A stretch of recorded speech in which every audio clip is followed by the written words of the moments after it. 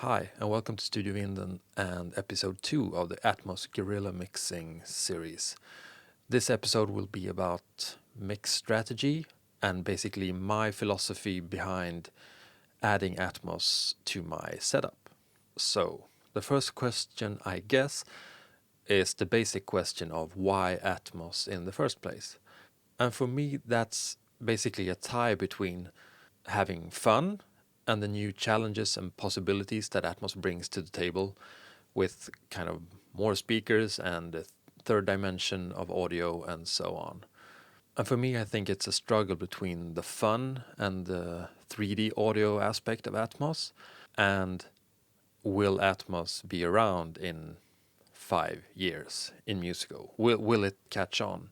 I still really like working in stereo, and that's 100% of what I get asked to do, but that may change, and I basically want to be at least somewhat ready for if that change happens.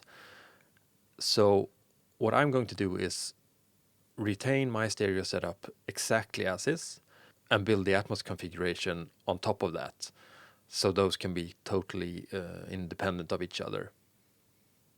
So with Atmos, there's an obvious question.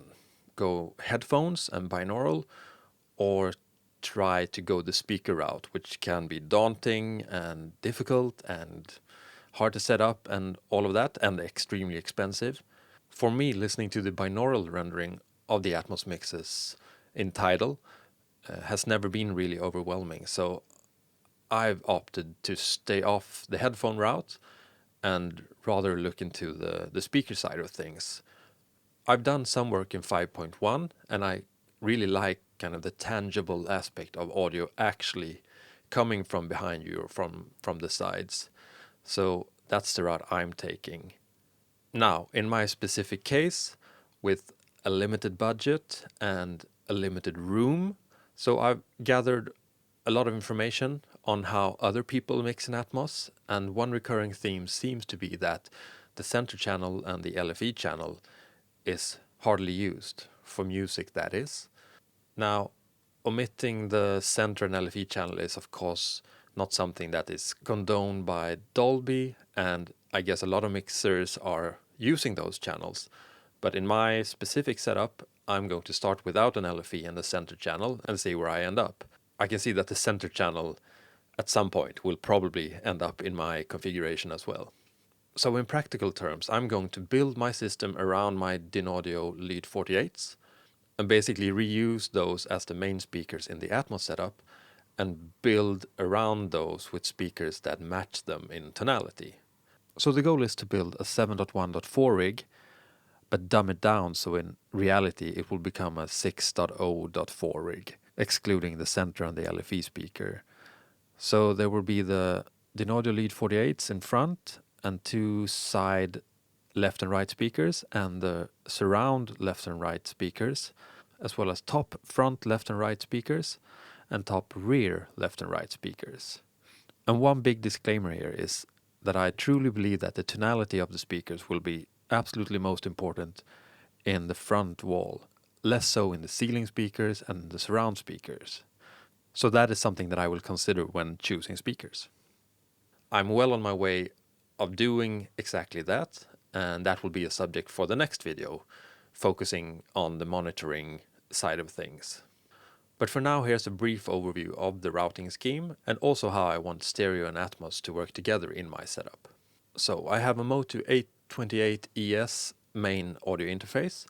This is connected via ADAT to a Behringer ADA 8200, and this gives me another 8 analog outputs. So all in all, I have 22 analog outputs in my rig, and I'm using 9 outputs into my summing mixer for stereo work, and then I have an additional 2 outputs that is my main listening bus, that is basically a rec-armed track in Reaper for listening to the stereo mix after the analog mix bus.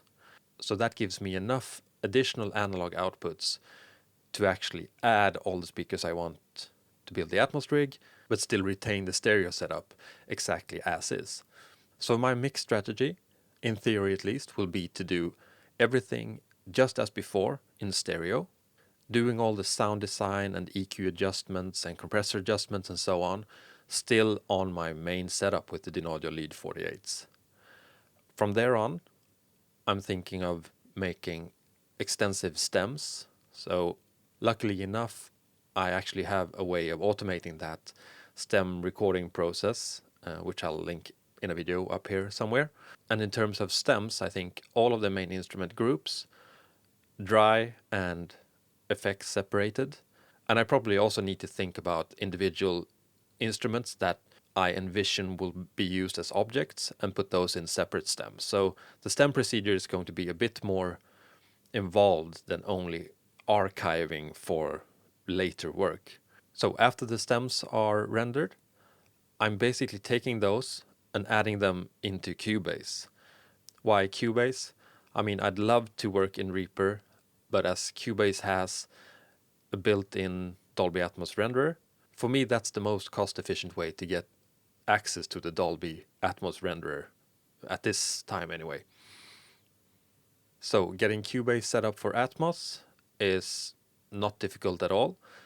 I'd urge you to go and watch Michael Wagner's videos on the subject. I'll put up a link to that specific video in the description also. So when all the stems are in Cubase, I basically see the Atmos mixing as mostly panning, just retaining the audio signature that I already have from the stereo mix, but placing the audio in 3 dimensions instead. There's obviously a lot to cover in the topic of how to do a really great Atmos mix. But for now, I'm going to focus on the technical side of things and how to get the monitoring correct, which will be in the next episode. So what do you think about this strategy?